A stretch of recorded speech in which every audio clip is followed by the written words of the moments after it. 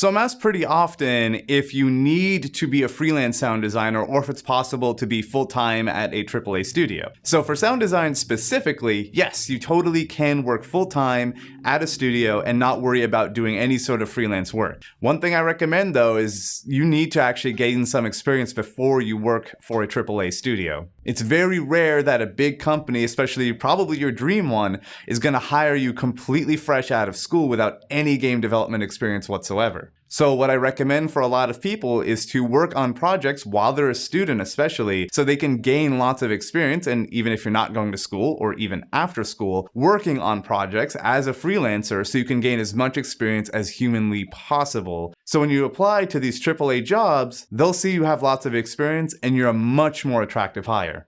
So if you enjoyed that game audio FAQ, please make sure to subscribe and click the little bell so you get notified, literally what every other YouTuber on the planet tells you to do. And also sign up for my newsletter where I give you access to 2 free courses that'll teach you how to work, negotiate, network, and get paid in the game industry.